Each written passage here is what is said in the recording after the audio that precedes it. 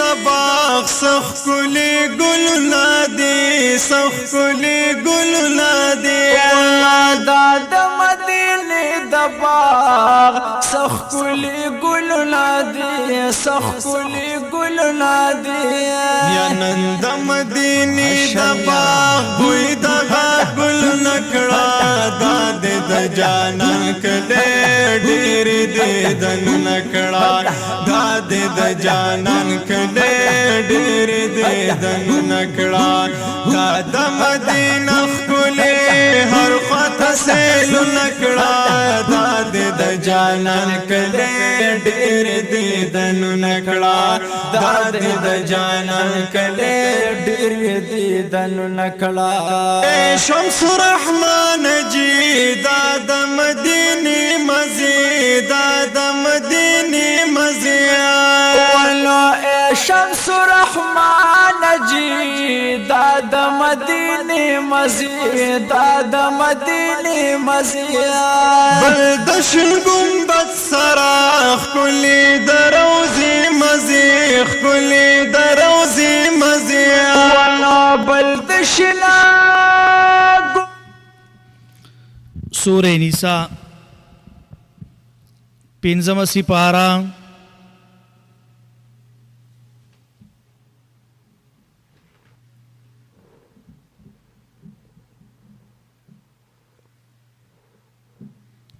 آیت نمبر 114 اللهم صل على سيدنا ومولانا محمد وعلى آل سيدنا ومولانا محمد وبارك وسلم عليك سبحانك لا علم لنا إلا ما علمتنا إنك أنت العليم الحكيم رب اشرح لي صدري ويسر لي أمري واحلل عقدة من لساني يفقه قولي رب زدني علما أعوذ بالله من الشيطان الرجيم بسم الله الرحمن الرحيم لا خير في كثير من نجواهم إلا من أمر بصدقة أو معروف أو إصلاح بين الناس ومن يفعل ذلك ابتغاء مرضات الله فسوف نؤتيه أجرا عظيما ومن يشاقق الرسول من بعد ما تبين له الهدى ويتبع غير سبيل المؤمنين نوله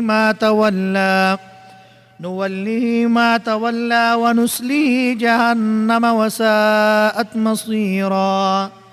إن الله لا يغفر أن يشرك به ويغفر ما دون ذلك لمن يشاء ومن يشرك بالله فقد ضل ضلالا بعيدا إن يدعون من دونه إلا إناثا وإن يدعون إلا شيطانا مريدا لعنه الله وقال لأتخذن من عبادك نصيبا مفروضا ولأضلنهم ولأمنينهم ولآمرنهم فليبتكن آذان الأنعام ولآمرنهم فليغيرن خلق الله ومن يتخذ الشيطان وليا من دون الله فقد خسر خسرانا مبينا صدق الله العظيم سورہ نساء پنځمه سپاره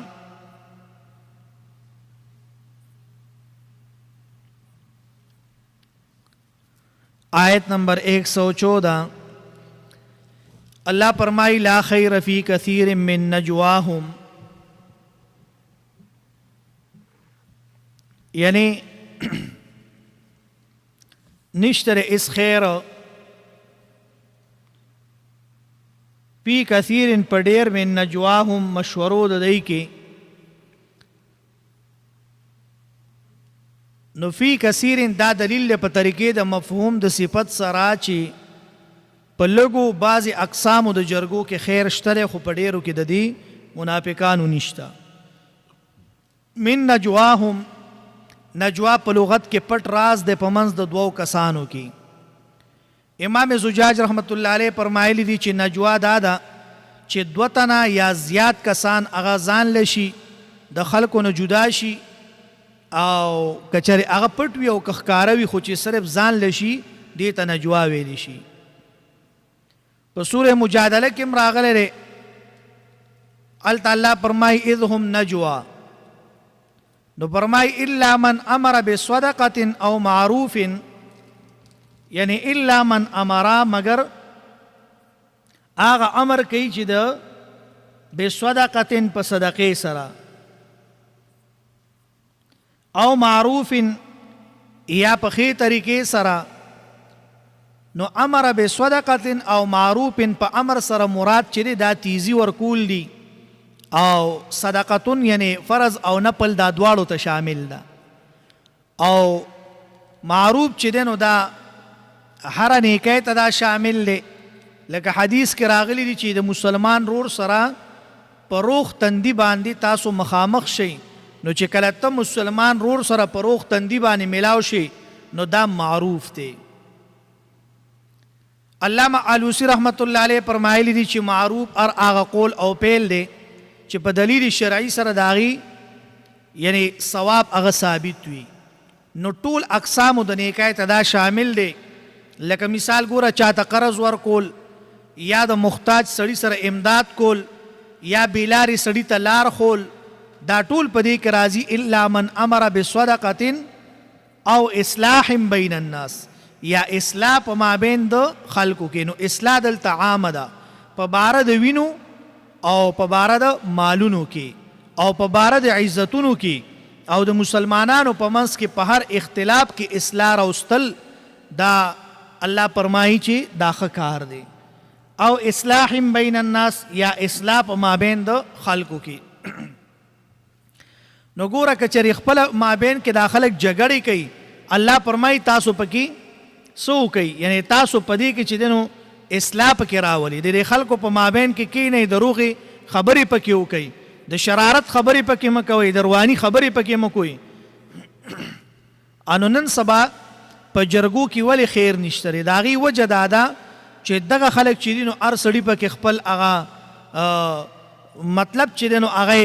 پټ کړی دی، نو ځکه د الله جل شانه هغه امداد چې دی هغه دې سره نشته دی. ځکه دې سره امداد د الله تعالی نشته دی. او مخکې تیر شوي دي په دې 5مه سپاره کې چې کله مخلصین په اخلاص سره راپاسي او د خلکو په مابین کې اصلاح کوي، نو دا یاد ساتئ چې هغه روغ او هغه فیصله الله ضرور به ضرور کوي. ولې هغې کې د الله امداد شامل حال شي. او دا الله وایي چې کم خلک د دوو مسلمانانو په مابین کې فیصله او روغه کوي، د هغې وړونه روغی، نو زما امداد ورسره دی. بیا فرمایي ومن یفعل ذلک، او چا چې وکړه دا کار، یعنی هغه څوک چې وکړي ذلک یعنی دا کار ای المذکور، دا کم چې ذکر شو، ابتغاء د پاره د طلب د رضا، یعنی د پاره د طلب مرضات الله، د رضامندتیا د الله تعالی. نو هر کله چې اعمال د خیر بغیر د نیت او اخلاص نه قبلیږي، نو هغه شرط په دې جمله کې ذکر کو. ذالک اشاره دغه درو اعمالو ته. نو فرمایي چې ومن يفعل ذلك ابتغاء مرضات الله، نو فسوف زرد چې وربکو، الله فرمایي نؤتیه وربکو مونږ دی ته اجرا عظیما، اجر لوی. ښه نو دلته کې اوس په مرضات چې دی نو دا په معنی د رضا سره دی. او رضا نه مراد څه شی دی؟ خلوص د عمل دی، چې ستا په عمل کې اصلاح پرته وي، خلوص وي پکې، او د الله د پاره بغیر د ریا او د سمعت نه. اجرا عظیما، الله به تا ته اجر درکوي ډېر. او بیا ورپسې آیات کې فرمایي ومن یشاقق الرسول، نو دا عتب ته په ومن یفعل ذلک باندې. نو اوس دا یو دلته کې دا ذکر د یو ضد د رستو د بل ضد نه، او پای کې بشارت او په دې کې تخویب دی. نو فرمایي چې ومن یشاقق الرسول، یعنی هغه څوک چې مخالفت وکړي د پیغمبر، یشاقق الرسول مخالفت وکړي د پیغمبر. نو دا آیات اگر چې د واقع د طعامه سره تعلق ساتي، ولیکن حکم د دې عام دی ښا نو فرمایي چې یعنی هغه خلک چې هغه د پیغمبر سره سو کی داغه مخالفت وکي او شقاق چې دی نو دا مخالفت ته ویل شي د یهودو هغه شقاق چې هغه سختو نو فرمایي چې الله فرمایي ومن یشاقق الرسول هغه څوک چې هغه مخالفت وکړي د پیغمبر من بعد ما تبین پس د دینه چې هغه ښکاره شو دته له الهدى یعنی هدایت چې هدایت ورته ښکاره شو نو دا قید د زیات قباحت د پاره دی یعنی هغه څوک چې حق ورته په دلیلونو سره ښکاره شوی دی او بیا هم دی د حق نه اوړېدلی دی نو الله فرمایي دا ډیر ګناهګار دی په نسبت د هغه چا باندې چې هغه ته حق نه ښکاره شوی نو یعنی لکه مطلب چې نو عالم چې دا ډیر مجرم دی په نسبت د جاهل باندې لکه یو سړي علم کړی دی او دی بیا هم جرمونه کوي نو دی د دې بل په نسبت باندې دی ډیر ګناهګار دی ولې دی پوه دی د سره علم دی ویتبع غیر سبیل المؤمنین نو اوس دا د مشاقة الرسول نه رستو دا د جهنم د دخول هغه دویم سبب دی ویتبع تابعداري وکړه غیر سبیل المؤمنین د سبیل المؤمنین نه مراد دین حنیف دی امام ابو حیان وی عقیده او عمل د مؤمنانو اصول او فروع دا ټولو ته شامل دی علامه آلوسی وی او المؤمنین کې الف لام د استغراق د پاره دی یعنی لار د هر زمانه د مؤمنانو چې هغه په جمع شوي وي نو فرمای چې د دینه مراد صحابه کرام دي او دا قول غوړه دی دا په دریو وجو سره دی اوله وجه لاره چې دا آیات د دې د نزول په وخت کې هغه مصداق سوکو صحابه کرامو دویمه وجه دا ده چې دا موافق ته د حدیث د پیغمبر علیه السلام سره چې پیغمبر اسلام فرمای ما انا علیه و اصحابی او دریمه وجه دا ده چې دا موافق ته د حدیث ابن مسعود رضی الله عنه سره هغه فرمای چې ما کان منکم من کان منکم مستنا فليستني بمن قد مات فإن الحي لا تؤمن عليه الفتنة اولئك اصحاب محمد څوک چې ستاسو نه تابعداري کوونکي وي نو تابعداري دې وکړي د هغه کسانو چې مړه شوي دي ځکه چې ژوندی سړی چې دی د فتنو نه په امن کېدی باندې نشي او دا کسان چې مړه شوي دي اصحاب د پیغمبر علیه صلات وسلام دي د دې نه مراد هغه عقیده او عمل دی چې صحابه کرامو پای باندې اتفاق کړی دی نو فرمایي ومن یتبع غیر سبیل المؤمنین نوله ما تولی الله فرمایي او بګرځو موږ دلرا چرته یعنی هغه ونسلیه جهنم یعنی او بګرځو دې مونږه اور د جهنم ته یعنی جهنم ته به بوزو نو فرمایي چې ونسلیه جهنم الله فرمایي داخل بکو مونږ در پاره چرته جهنم ته یعنی جهنم ته به اولیږي نو نوله ما تولی پدې کې یو قول دار چې یعنی سپارو مونږ دله په آخرت کې چرته عاقبت د عمل ته چې په دنیا کې د اختیار کړی دی دا پکې یو قول دی دویم قول دا دی چې پریبدو مونږ دا انسان په هغه کار کې چې کم کار د اختیار کړی دی چې هغه بد اعمال ورته یعنی هغه آسان کو او داغي اسباب ورته ډیر کو په طریقې د استدراج سره ونسلیه جهنم صلا یعنی ونسلیه الله فرمای په اور کې د سوزولو د پاره به مونږ دی داخل کو وساعت مصیره او مسویر چې دا ضرورت یعنی رجوع په معنا سره دی دا ډیر بد ځای دی بیا ورپسې فرمای ان الله لا یغفر ان یشرک به نبخي الله تعالی اوس یعنی مغفرت الله د چا نه کوي د مشرک سړي نه کوي مخکې تیر شوي دي ومن یشرک بالله فقد ضل ضلالا مبینا ضلال دا په دوه قسمه دی اول هغه چې د ایمان سره هغه نشي جمع کېدی دویم قسم هغه چې د ایمان سره یو ځای کېدی شي نو اول قسم ته ضلال بعید ویلی شي چې دا د حق نه په ډیرو مرحلو سره لري دی او بل دا چې مشاقه قون کې په خپل ځان باندې د هدایت هغه خیال کوي نو الله تعالی دغه په باره کې حکم وکړ د ضلال چې هغه ذکر کو یعنی الله فرمایي چې د دې نه سره یعنی ډیر لري دی او بیا ورپسې آیات کې آیت نمبر 117 ان يدعون من دونه الا اناسا ما يعبدون من دون الله ان يدعون کرابلی دی سوا د الله تعالی ما هغه يعبدون چې عبادت کوي دی من دون الله سوا د الله تعالی نه اوس دا بیان چې دی دا د مشرکانو د شرک دی او دا شانتی ضلال بعید د سبب هغه ذکر دی په دې آیات کې رد په شرک په دعا باندې او دعا هر عبادت ته دا شامل ده ځکه چې په حدیث د ترمذی کې راغلی دی الدعاء هو العبادت دعا عبادت ته یعنی لوی فرد عبادت ته دعا چې دا لوی فرد عبادت ته ان يدعونا امام رازی وی د دینه مراد عبادت ته یعنی ذکر د خاص او مراد تنه عام دی یا د دعا نه مراد استعانت او طلب کول د حاجت دی ځکه چې دا اصل معنی د دعا ده من دونه الا اناسا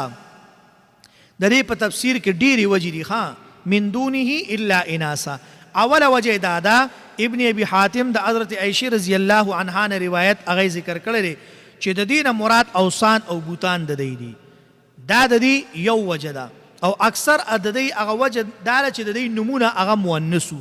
لکه د دې د بوتانو نمونه هغه مؤنثو لکه لات او منات او عزا وغیرہ دویمه وجه دا ده چې دوی هغه بوتان خیسته کول په شان د خایس د زنانو کله به وت سره زرا چول کله به وت سپین زرا چول د زنانو د جامو په شان جامې به وتا چولې په دې کې د دې مشرکانو ډیر توهین دي ځکه چې د دې په معاشره کې زنانو لدی اس حق نه ورکو او زنانه به سپکی ګڼلې او بیا هم دغه عبادت کو نو دا لکه مطلب دا یو سړی وای چې زه خپل خزه چې دنو اغاړو منم نه یا یو خزم نه منم او بیا رستوي یره داسې خزه بنی چې زو سره نکاح وکم نو دا سوره د شرم خبره یو خو خزه نه مانی او بل خو سره نکاح کې او دریم وجه ابن جریر رحمت الله علیه د امام الضحاک نه روایت کړی چې د دینه مراد ملائک دي ځکه د دې عقیده وا چې ملائک د الله تعالی لونه دي او دا زنانه دي او دای عبادت هم کو نو د هغه شکلونه به جوړول د زنانو په شان نو ابن کثیر رحمت الله علیه فرمایلی دي او هغه د دې قول تایید هم کړی دی په سوره زخرف کې او په سوره صافات کې آیت نمبر 137 کې براشي د درې وجې شوي څلورمه وجه ابن ابي حاتم د ابی بن کعب رضی الله عنه نه نقل کړی دی چې د دې مراد د دې په اعتقاد کې هغه پیرای و چې د هر بت سره بوا او چې کله به دې تخکاره کېده نو دوی سره به خبرې کولی لکه رستو جمله کې راځي لکه نن سبا څنګه په ښځو باندې پیریان راځي په ښځو باندې پیریان ډیر راځي او د ښځو پیریان ګورې دا پیریان نی پنځمه وجه ابن جریر رحمت الله علیه حسن او علی بن ابي طلحه امام الضحاک ابن عباس رضی الله عنهما نه روایت ته چې د اناس نه مراد مردگان دي حسن بصری وی چې د اناس یعنی هر هغه سیز د چې روح پکې نه وي لکه لرګی شو ګټه شو انور شو سپومای شو یا قبرونه د مړو شو هغه ته اناس د دې وجې نه ویلې دي چې دا هغه کمزوري دي لکه څنګه چې زنانه په نسبت د نارینه باندې کمزوري دي دای 15 وجې شوي شپږمه وجه دا چې دا خاص ته هغه کسانو پوری چې هغه د زنانو د هغه شکلونو عبادت پېکو لکه عزا دا مؤنث پیرای و بعل دا مؤنثو یا چې دنو اوس زمانه کې هغه څوک چې هغه پیرای ابای دا هغه سره پیریان دی او دادی دا ټول اسی خبرې دي دا ټول اسی خبرې دي چې هغه سره خاپیرکی یا خاپیرای دی ور سره او په خاپیرو اپریشن کوي دا ټول غلطي خبرې دي و ان يدعون الا شیطانا مریدا مرد چې مرید دا په اصل کې یعنی خالی ته ویل شي خویا او خالی ته ویل شي لکه امرد بیګری الک ته څنګه امرد ویل شي او دارنګ یو مرید دی یو مرید دی مرید چې دا شیطان ته وي چې د خیر او د طاعت نه خالی شي د تبیا مرید وي او چې کله پکې خیر او اطاعت هغه پکې بیا ته مرید وي نو دغه مرد چې نو دا سرکش او نافرمانه ته ویل شي چې مراد داغه نه صرف ابلیس دی یا د هغه اولاد ته کاغه انسی وي او کاغه جنی وي نو فرمای چې الا شیطانا مریدا لعنه الله لعنت کړی الله تعالی پاغي باندې وقاله او وای یعنی الله تعالی پای باندې لعنت کړی وقال او ویلی دی دو لاتخذن خامخا جوړوم بز من عبادک استاد بندگانو شیطان الله ته ویلی دی نو دا لعنه الله چې دا تسرید چې شیطان ملعون دی پاغه باندې په خصوص او تعیید سره لعنت ویل دا جایز دی په شیطان باندې او پکار دی وقال لاتخذن ابن عتیه وی چې دا مفروض نه مراد لاتخذن من عبادك نصيبا مفروضا د مفروض نه مراد جدا کړی شوی دی یا په معنا د مقرر کړی شوی دی یا په معنا د واجب او ضروری دی او دا قول د بناو په هغه قول د ملائکو باندې چې هغه سوي یعنی اتجعل فيها من يفسد فيها ويسفك الدماء. نو بیا ورپسې الله فرمای چې لعنه الله وقال لاتخذن من عبادك نصيبا مفروضا او بیا ورپسې الله فرمای آیت نمبر 119 ولا اضلنهم. په دې آیات کې طریقه د اتخاذ د نصیب ذکر دا په سلور قسمه باندې. ها په دې آیات کې طریقه د اتخاذ د نیولو د حصدارو نصیب معنی حصدار دا ذکر کړل په سلور قسمه. اوله طریقه الله فرمای ولا اضلنهم دسوي اي بالدعاء الى الضلاله والتزيين والوسوسه دوي ولا اضلنهم خامخا گمراه کوم با یعنی یا ارزوګان با گمراه کوم بدی. نو د دې نه مراد اړول دي د خلکو د لارې د هدایت نه په وسوسو سره او په خیستوالي سره. لکه شیطان انسان ته یو شی خیسته کی مړه دا ور څومره خیستر یو ته خو لا دا چل دی دا. نو په نسبت د اذلال کې الله تعالی دا ذکر کړی دی. دویم دا دی دویمه طریقه ولا امنینهم او خامخا دی تبا ارزوګانې خواهشات چې دی دا به ورته اچوما خواهشات ارزوګانې د خلکو په زړونو کې هغه غرزول. تفسیر قرطبي وایي چې دا په یو نوع کې حصر هغه نشته دی یعنی په دې کې د هر چا د حال مناسب جدا جدا هغه امنیه ورکول دي. چاته وایي مړه ستا عمر به ډېر شي چاته وایي مړه ته خو لا اوس ځوانې او چاته وایي چې مړه پرېږده سړیه حج به کوې او بیا به دې بچي او اوس ته یو ښځه وکړه بیا به بلی بیا به دا چلي. دا ټولې هسې خبرې دا شیطان تا ته وسوسې اچوي ښه. او بیا ورو دې څه وکړي چې تا ته وایي مړه توبه مه وباس سړیه دا ستا ډېر عمر پاتې دی او داسې به وکړي او بیا انکار د جنت او جهنم نه د باس بعد الموت نه د حساب کتاب نه تر دې پورې چې تا په کفریات او شرکیاتو کې او تر دې پورې چې ته بیا د شفاعت دعوه کې دا ټول په دې کې داخل دي. دا دوه طریقې شوې د شیطان چې دی به تا په دې کې راړی. فلیبتکن آذان الانعام شلی به غوږونه د چارپایانو فلیبتکن ولا آمرنهم خامخا امر به کوما فلیبتکن پشلی به آذان الانعام غوږونه د چارپایانو. نو د دې مامور به پټ دی. فلیبتکن بتک چې دی نو دا غوږونه پرې کول یعنی نور ګمراهۍ ته. نو دلته کې ابو عبدالله په نیز باندې دا په معنی د پرې کولو دی. امام زجاج رحمت الله علیه په نیز باندې په معنی د سیری کول او کټ کول یعنی شلول په معنی د دې سره دی. او حرف د پاچ دی فلیبتکن کې دا دلالت کوي چې زما د امر نه رستو سمدستی دا عمل کوي بغیر د فکر کولو نه. نو فرمایي چې یعنی ولا آمرنهم فلیبتکن آذان الانعام یعنی شلی بس غوږونه د دی. لکه زمونږ په دې زمانه کې بعضې خلک چې دی نو هغوی وایي پلاني ځای کې بابا چې دی نو دا چل دی پوهېږي او د هغه دپاره نظر وکړي او علامت دپاره د هغه غوی غوږ چې دی هغه سیري کړي. لکه ګوره په دې زمانه کې د اکثر پیران صاحبان دا داسې کوي د پنجاب په چې ورشي هلته ډېرې د دې غویانو غوږونه یا مطلب یو اوښه ده یا غوا ده هغې څلور بچي راړل او پنځمې چې دی هغه دا څلور اسخی راړي پنځم اسخی راړو بس دی وایي دا ما د بابا په نوم باندې نظر کړه او هغې له غوږ چې دی هغه سیري کړي د سرو یا د سپینو بالای ورته واچوي یا وله په غوږ کې تار واچوي دا پنجاب کې ډېري ښه. نو په دې سپینو زرو یا سرو زرو باندې هغه بیا ورته وایي چې بس دا ما خاص چې دی نو دا د هغه دپاره کړی دی. دا ګورې شرک دی ښه دا سړی مشرک دی. څلورمه طریقه ولا آمرنهم فلیغیرن خلق الله دا تعمیم دی رستو د تخصیص نه ځکه چې بتک کې تغیر د خلق الله او په خاص طریقې سره او په دې جمله کې په عموم سره ذکر کوي ښه. نو علامه عظیم شری رحمت الله علیه فرمایلی دي چې د دې نه مراد دا دی چې حام یو قسم څاروی دی چې سترګه به یې استه لیکن دا دې پورې خاص نه دی. په خلق الله کې بیا د مفسرینو هغه دوه اقوال دي. اول قول دا دی چې دا مصدر په معنی د مفعول دی یعنی مخلوق د الله تعالی. علامه آلوسی وایي چې بدلون په پیدایش د صورتونو او صفت دواړو کې دا منع دی. ها مطلب په شکل کې او په صفت کې دا منع دی. نو حام نسترګ او باسل دا پدې کې داخل دي. یا مریان چې دي غلامان خسی کول یا خالونه لګول، لکه خزه خالونه لګي. ها زنانه چې کنه دی هغه تندې زخمی کی او پای کې رانجو واچي او یا خالونه لګي پرې پنجاب کې، یا زنانه چې دی هغه خپل شکل د نارینه په شان جوړي، یا نارینه خپل شکل او لباس دا د زنانو په شان جوړي. لکه اجړاګانو ته وګورئ، دی چې نو دا عیسی ملکان او سم کسانی او دی ځان نه خزي جوړی کړي. په خبره پوه شو کنه، لباس د خزو، عادتونه د خزو او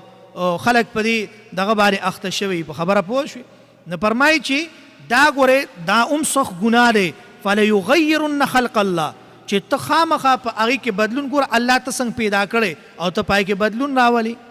یا مطلب چې نو یو سړی ولګي هغه د نارینهو د سړی ولګي د زنانو لباس اچوي، دا هم ښه خبره نه ده. د زنانو لباس ته الله سړی پیدا کړی، نو نارینه به خپل لباس دا به نه جوړوي. ها یا لواتت شو یا چې نو سحق شو، او بلدار چې یا عبادت د نور د سپومۍ یا د اور یا د ګټو بوتانو، دا ټول په بدلون د پیدایش د الله تعالی کې راځي. او یا مطلب دا چې د حلال سارو په خسی کولو کې بیا د علماو اختلاف دی چې آیا د دې خسی کول جایز دی او کنه. نو تفسیر قرطبي وایي چې وصل د ویختو په دې کې هغه داخل دی. لکه یو زنانه خپل ویختو سره د زینت او د خایس یا د سیالۍ دپاره نور ویخته لګوي. په خبره پوه شوي، هغه نور ویخته لګوي. نو علامه نصفي په مدارک او د ابو حیان په خپل تفسیر کې وایي چې په دې کې په ګیره باندې خضاب یعنی تور رنگ لګول دا پکې داخل دي. تور رنگ لګول دا پکې هم داخل دي. لکه بعضې خلک داسې کوي چې هغوی خپلو ګیرو له یا ویښتو له چې دی نو هغې له تور رنګ ورکوي، دا ګورې هم صحیح نه، دا هم ګناه دی. ښه تور رنګ ورکول. او یا مطلب دا یو زنانه ده هغه خپل ویښتو سره نور ویښته لګوي، دا هم ګناه دی. یا مطلب سړی دی انو هغه دا کار کوي، دا هم ګناه دی. امام مسلم رحمت الله علیه په خپل کتاب کې پرې باندې باب راوړی دی. هغه باب دا دی چې باب استحباب خضاب الشیب بالصفرة والحمرة وتحریمه بالسواد. نو حدیث ذکر کړی دی او بیا چې نو باب کتاب اللباس والزینه پای کې راوړی دی. ابو داود او ترمذی هم صحیح حدیث هغه په معنی د تورولو هغه ذکر کړی دی. نو په دې مسله کې بیا نور تفصیل په فتح الباری کې چې دی نو په هغې کې شته او تهذیب السنن کې علامه ابن قیم او نیل الاوطار کې علامه شوکانی دې ټولو پرې باندې خو پوره تحقیق کړی دی، پرې باندې باس کړی دی چې تغیر د خلق الله کې یعنی ګیره د موټي نه کمول دا ګورم پکې ګناه دی. یا چې نو صفا ګیره خرول دا هم ګناه دی، ځکه چې ګوره تعالی الله ګیره درکړی، ته سړی پیدا کړی او ته ګیره خرې نو دا ګناه دی. ابن عباس رضی الله عنهما، ابن عمر، انس او سعید بن مسیب، عکرمه، ابو عیاس، قتاده، ابو صالح او امام سفیان ثوری رحمت الله علیه هغوی نه نقل دی چې د خالونو په باره کې دا قول چې دی دا ابن مسعود رضی الله عنه د حسن بصری رحمت الله علیه نه هغه نقل کړی دی. نو فرمایي چې یا دا خالونه لګوي دا څیزونه چې دي دا صحیح نه دي. دا خو یو قول شو. دویم قول په باره د تغیر د خلق الله کې هغه دا دی چې مراد دین د الله تعالی بدلول دي. او دا قول په یو روایت د ابن عباس رضی الله عنهما، د امام مجاهد، اکرمه، ابراهیم نخعی او امام حسن، امام قتاده هغوی چې دی نو دا نقل یعنی حکم یې نه دی نقل کړی. نو فرمایي چې د هغوی نه او په دې په شان یو قول علامه ابن کثیر هغوی ذکر کړی دی. نو دین ته خلق په اعتبار د یعنی دین ته خلق چې دی په دې اعتبار سره ویلی شي چې انسان پیدایش دا په فطرت باندې دی.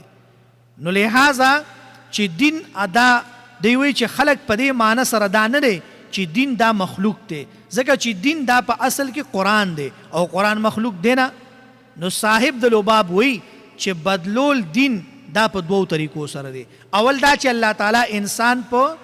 اسلام باندې پیدا کړی دی او وروسته د کفریات او شرکیات شروع کی بيدینی کوي، نو دام د پدې کې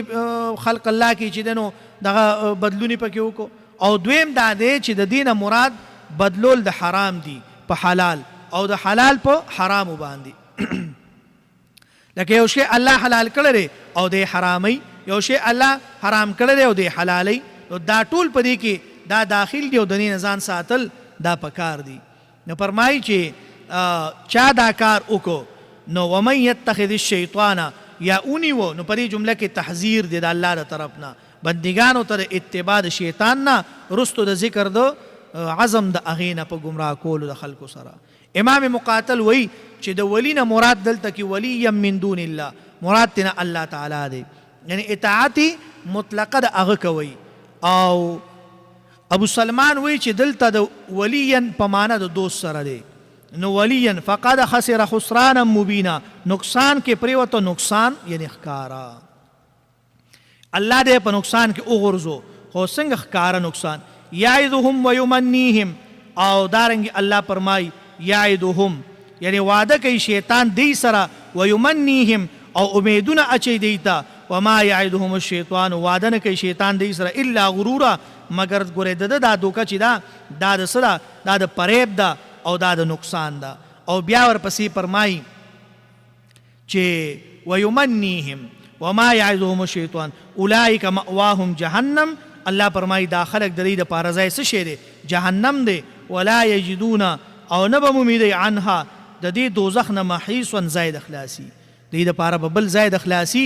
دا بني دې بدی جهنم ته غورځيږي او پرې جهنم کې بدی ته عذاب به ملاويږي ترجمه ته وګورئ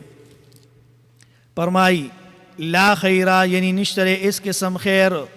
فی کثیرن پډیر من نجواهم د پټو مشورو لري کی الا من امر بصدقه سوا د اغه چانا چې حکم کوي بصدقه د صدقې کولو او معروف یاد نیکي کولو او اصلاح یاد اصلاح کولو بین الناس پما بین د خلقو کې ومن يفعل ذلك سوق چې او کې دا سکار ابتغاء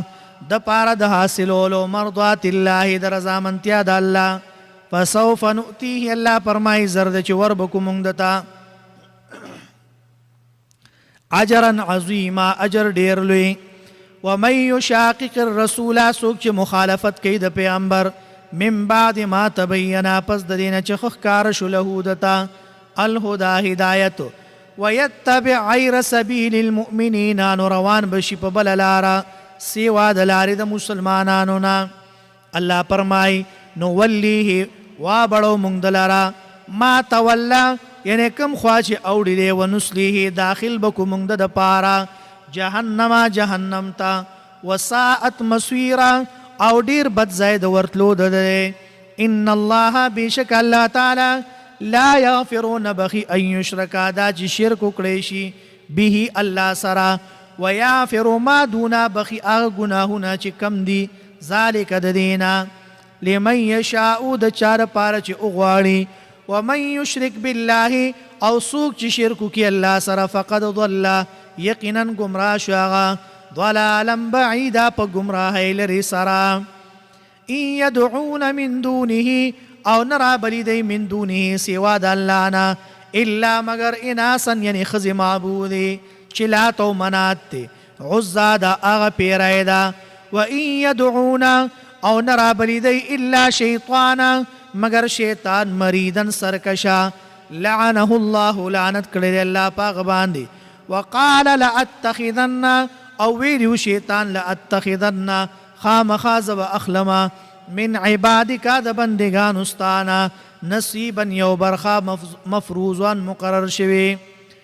الله فرمای ولا اضلنهم خامخا گمراه کوم بزدی یعنی خامخا دی سوی ولا اضلنهم شیطان وی خامخا گمراه کوم بزدی ولا امنینهم او خامخا امیدون با اچوم دیتا ولا آمرنهم او خامخا یعنی حکم بکوم دیتا فلا یبتکن نو خامخا یعنی پریکی بدی آذان الانعام غگون دسارو ولا آمرنهم او خامخا حکم بکوم دیتا فلا یغیرن چی بدلی بدی خلق الله یعنی پیدا کړي صورت د الله تعالی چې الله کوم صورت ور کړی دی ومن يتخذ الشیطان او سوک چې اونیسی شیطان یعنی دلرا ولیا دوست پل من دون الله سوا د الله نه فقد خسر یقینا تاوانی شاغا حسرانا مبینا پتاوان خکار سر اللہ فرمائی یعدهم شیطان وعدہ کی دی سرا ویمنیهم او آرزو اچی دیتا وما یعدهم الشیطان وعدی نکی دی سر شیطان الا غرورا مگر دو کی اولئک مأواهم جہنم اللہ فرمائی دا آکسان دی دا پارزای دوزخ تے ولا یجدون او نبم امیدی عنها دا دوزخنا محیصا یعنی اخلاص زائد تختی والذین اللہ فرمائی آکسان آمنو دا بشارت مومنانو تا آمنو چی مان نوڑلے وعملوا الصالحات عملو نیکڑی دینیک سنو دخلهم زرد داخل بکو منگ دی لرا جنات داسی جنتنو تا تجری چی بیگی با من تحتها الانہار لاند داغین نیرونا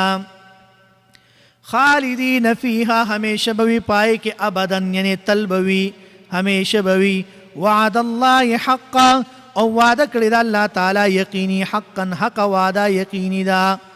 ومن اصدق من اللہ او سوکت زیاد رشتنے دا اللہ نا قیلا پا خبرو کی صدق اللہ العظیم